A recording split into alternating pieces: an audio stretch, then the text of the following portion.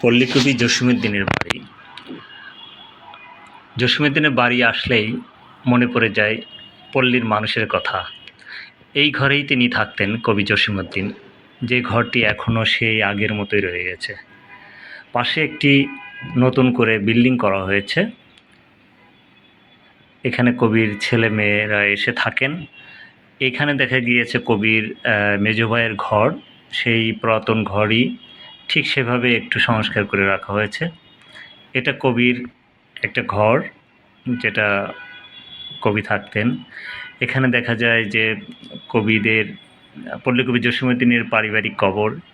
এখানে কবির মেজ ছেলে জামাল আনোয়ার বাসুর কবর আমরা দেখতে পাচ্ছি। কিছুদিন আগে তিনি এখানে মারা গিয়েছেন এবং তাকে এবং তার ছেলেকে পল্লীকবি জসীমউদ্দীনের পাশেই কবর দেওয়া হয়েছে। পিছনে দেখতে পাচ্ছি আমরা কবি জসীমউদ্দীনের কবর, পাশে ডালিম গাছ। তিনি কবর কবিতা রচনা করেছেন, ওইখানে তোর দাদির কবর ডালিম গাছের তলে। এই কারণে তার কবরস্থানটা বিভিন্ন ফুল গাছ দিয়ে সাজানো হয়েছে, তার মধ্যে ডালিম গাছ, কয়েকটি ডালিম গাছ রয়েছে।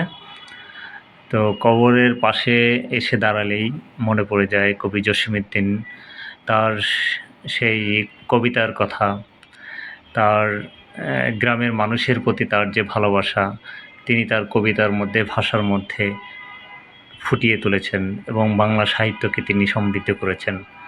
ফরিদপুরের এই তাম্বলখানা, ফরিদপুরের অম্বিকাপুর, এই জায়গা থেকে তিনি যে কত বড় মহান কবি হয়েছেন তা এই গ্রামের মানুষ বুঝে উঠতেই পারেনি। পরে ধীরে ধীরে আস্তে আস্তে বুঝতে পারছে। এখন ফরিদপুর গেলেই জসীমউদ্দীনের কথা মনে পড়ে। ফরিদপুর মানেই হচ্ছে কবি জসীমউদ্দীন। মানুষ বিভিন্ন জায়গা থেকে এসে দেখতে আসে কবি জসীমউদ্দীনের বাড়ি। কবি জসীমউদ্দীনের এই বাড়িতেই কত স্মৃতি, এখানে তার ছেলে মেয়ে, তার ওয়াইফ, কত স্মৃতি রয়েছে এই বাড়িতে। এক এক করে সেই পারিবারিক কবরস্থানে তাদের জায়গা হয়েছে। অথচ এই কবির এই ঘর, যে ঘরে কবি থাকতেন, তা আজও অমলিন সেইভাবে রয়েছে।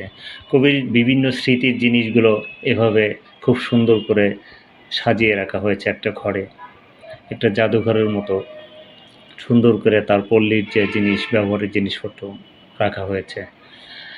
এখানে কবির বাড়িতেই কিছু ছোট ছোট দোকান তৈরি করা হয়েছে, অনেক পর্যটক আসে ঘুরে দেখতে। তো পল্লী কবির যে পল্লীর জীবনগাথা, তার যে পল্লীর জিনিস, মাটির হাঁড়ি পাতিল পুতুল, বিভিন্ন ধরনের জিনিস এখানে কিনতে পাওয়া যায়। অর্থাৎ পল্লী কবি তিনি তো পল্লীর মানুষের কথা ফুটিয়ে তুলেছেন। তার জীবনী হচ্ছে পল্লী সংস্কৃতি নিয়ে, লোকজ সংস্কৃতি নিয়ে। এই কারণেই লোকজ সংস্কৃতির অনেক কিছুই তার বাড়িতে সংরক্ষণ করা হয়েছে। এখানে জামাল আনোয়ার বাসু কবর দেখা যায়।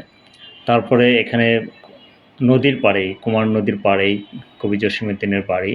এখানে একটা মাঠ আছে, প্রতি বছর জানুয়ারি মাসে এখানে মেলা হয়। পল্লীকবি জসীমউদ্দীনের মেলা।